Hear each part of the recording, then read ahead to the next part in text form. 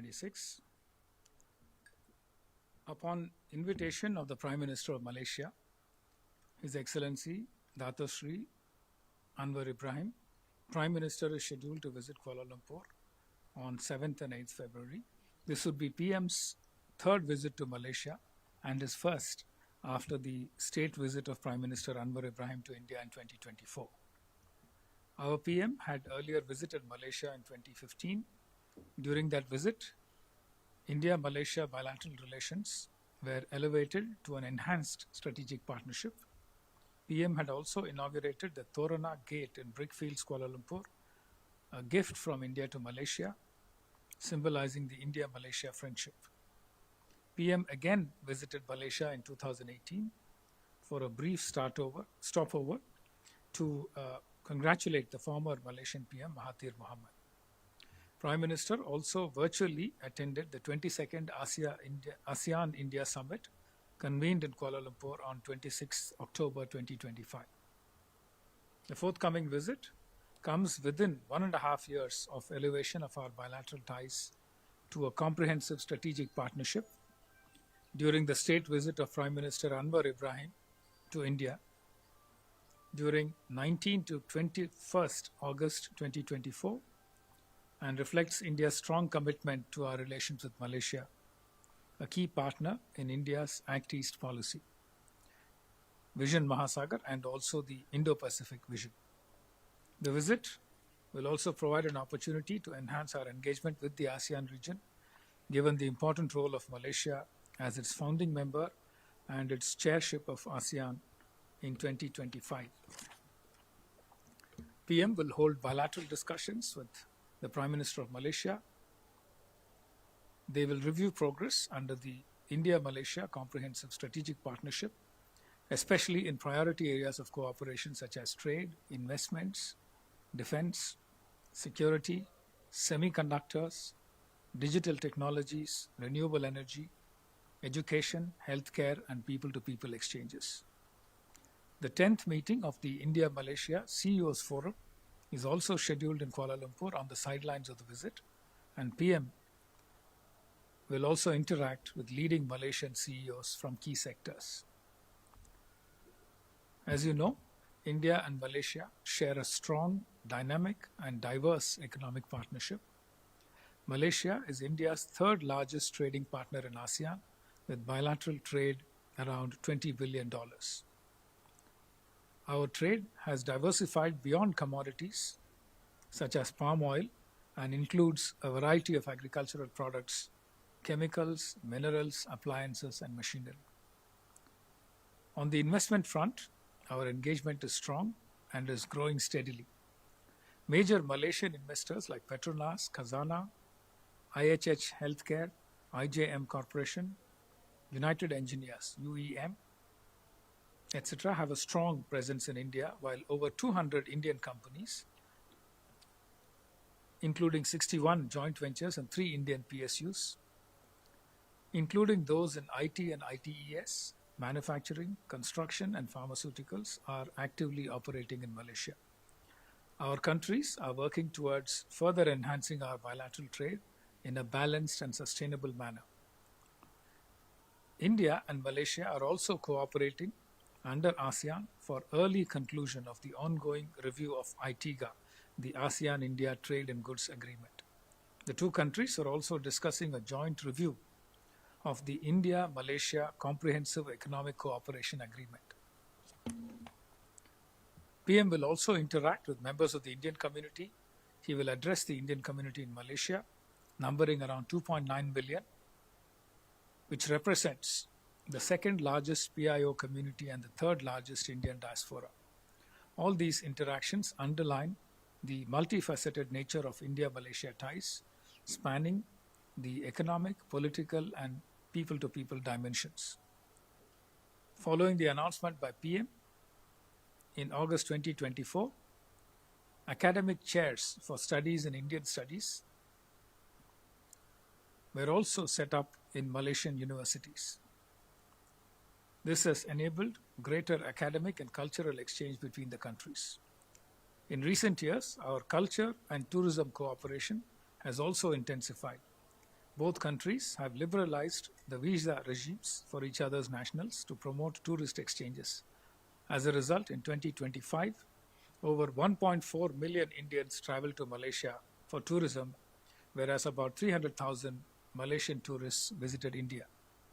Malaysia thus became the largest source of inbound tourism to India from the ASEAN region. The visit of PM to Malaysia would serve to further strengthen bilateral cooperation between the two countries, as well as to set the path for future engagements for mutual benefit. Thank you. We open the floor for questions now. We go there, Keshav, and then Rishabh.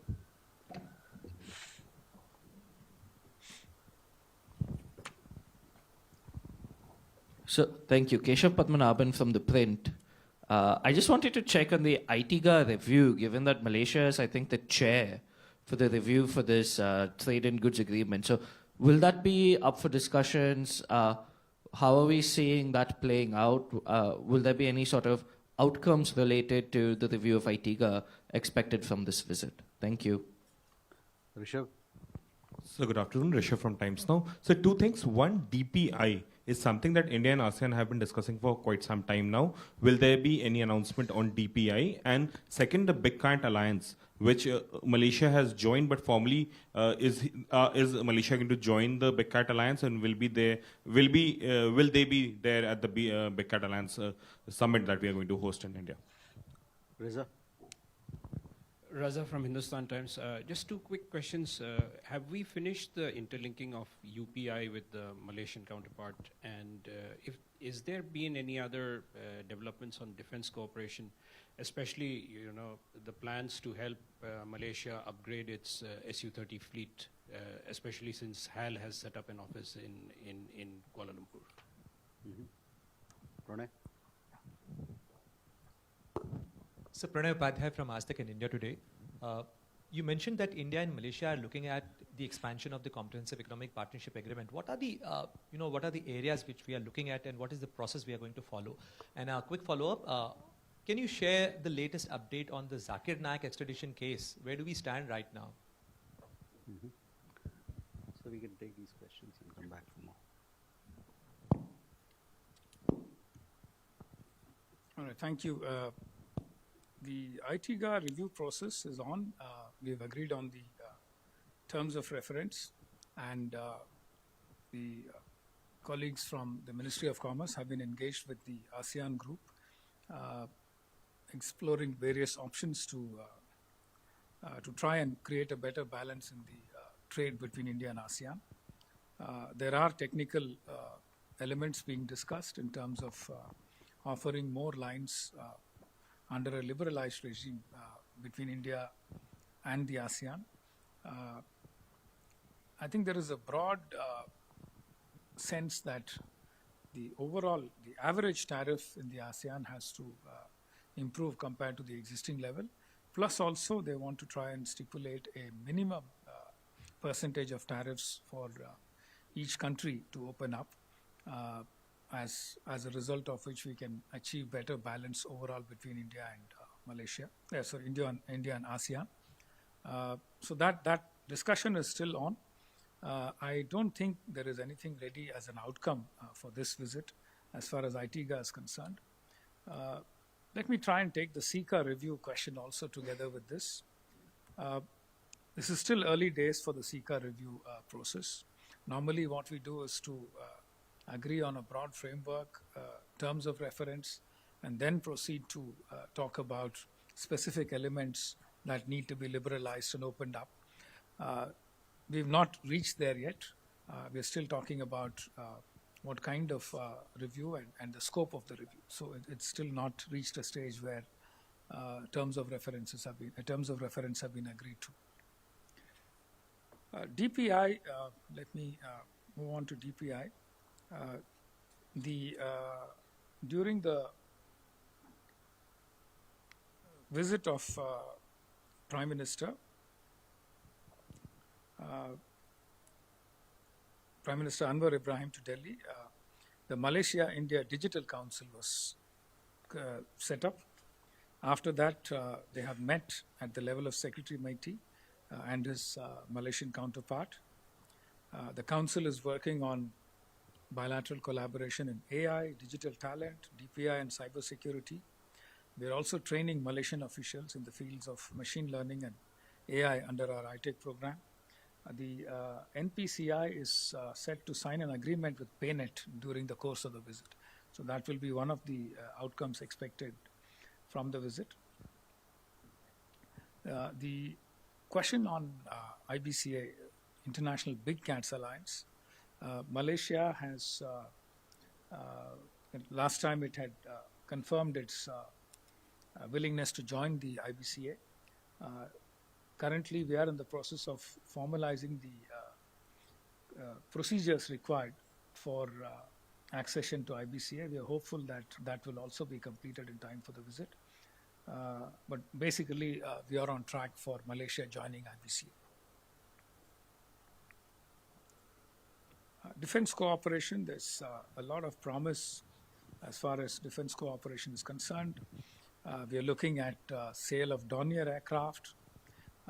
Malaysia also has Scorpion submarines. We're looking at opportunities to try and collaborate, especially in terms of mid-life upgrades, retrofitting, etc.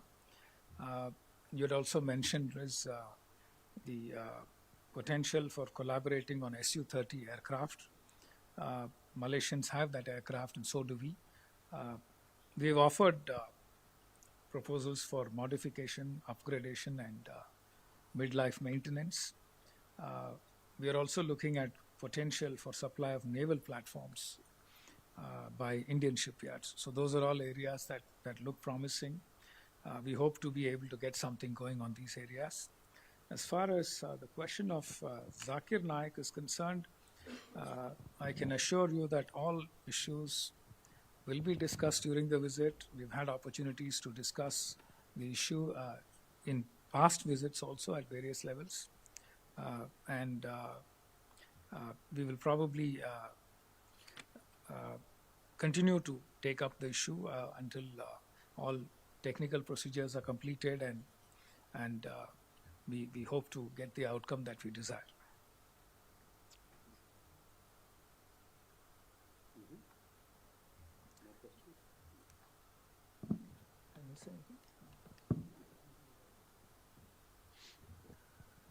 Seema? Sorry. Seema Guha from Outlook magazine. I wanted to ask about the timing of the visit. What was so urgent? Because generally prime ministers don't visit while parliament is on. Just wanted to ask about the timing. Nirmala? Nirmala with the Straits Times. Just wanted to ask if there are any other agreements or MOUs that will be signed during the visit. Krishna Mohan? Sir मेरा सवाल Krishna Mohan Sharma Bharat express से मेरा सवाल है कि जो edible oil को लेके हमारे और मलेशिया के बीच में काफ़ी समय से एक टसल चल रहा था, क्योंकि वो शायद हमें देने में ये नहीं थे और हमने भी कुछ रोक दिया था एडेबल सीरियल्स जो है. एक वो इशू है. दूसरा कि हमारे एडिबल ऑयल पाम ऑयल, और दूसरा इशू ये है सर कि मलेशिया टाइम टू टाइम हमारे इंटरनल जो सिक्योरिटी के इश्यूज हैं, चाहे वो कश्मीर की बात हो या CAA की बात हो, उसको उठाता रहा है. तो आपको क्या लगता है कि इस पर कुछ रास्ता निकलने की संभावना है इस बीच में? Manas for PTI. You briefly mentioned, I think, semiconductor, possible cooperation in the area of semiconductor. So are we going to discuss any specific projects in the area? Thank you. Neeraj? Sir नमस्कार, मैं नीरज दुबे प्रभा साक्षी से.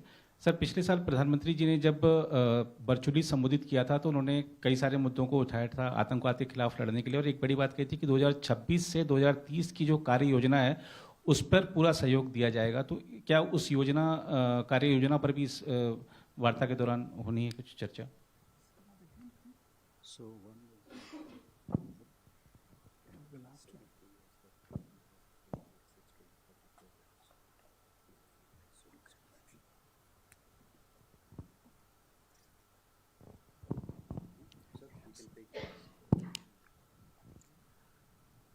Okay, let me start with the question on timing. You would recall that the Prime Minister, because of other engagements, could not travel to Malaysia for the ASEAN-India summit. He participated in the summit virtually and had promised Prime Minister Anwar Ibrahim that he would make it up to him soon, sometime early in the course of 2026. So that's basically the context. He's just delivering on that promise that he will visit Malaysia soon. There are a number of MOUs that we are looking at. Some of them are still, in the works. Some kind of last-minute processes going on for completing the legal requirements for signing the MOUs. We're looking at MOUs. As of now, this is still a list that is not fully baked. So let me just try and list it out, on the understanding that this is subject to confirmation as we get closer to the visit. We are looking at MOUs in the field of disaster management, audiovisual co-production, standards on training, certification, and watchkeeping for seafarers, and MOU on UN peacekeeping cooperation that is to be renewed. We're looking at an MOU or probably an exchange of notes conveying intention to cooperate in the semiconductor industry. MOUs between MOUs for anti-corruption cooperation. MOU between audit institutions on both sides, the National Security Council secretariats, cooperation in healthcare and technical and vocational training. So those are the areas that we're looking at. Semiconductors, as you know, Malaysia has a very strong semiconductor ecosystem. Something like 30% of their exports relate to semiconductor and allied products. So they have a really strong performance over many years in the area of semiconductors. They have almost 30-40 years experience in those areas. So we are in the process of establishing a multi-layered collaboration arrangement through a G2G MOU, semiconductor industry-led collaborations, and also R&D, both in terms of setting up fabrication centers, also assembly testing centers, etc. Our companies are also interested in collaborating with Malaysia on that. Once the comprehensive strategic partnership was agreed on, a joint task force was set up to try and flesh out the various elements listed under the comprehensive strategic partnership declaration, and various joint working groups under the overall bilateral umbrella are working to try and identify areas for collaboration. These will be developed further to identify specific projects to take forward our cooperation in these areas. Some of the areas are very, very interesting. We are looking at DPI, we've already spoken. We are also looking at infrastructure projects such as railways. We are looking at renewable energy cooperation. DPI was an area, food security and agro-commodity trade. Defense was something that we just spoke about. We are also looking at enhancing scholarships and setting up a Center for Indian Studies, Thiruvallur Center for Indian Studies.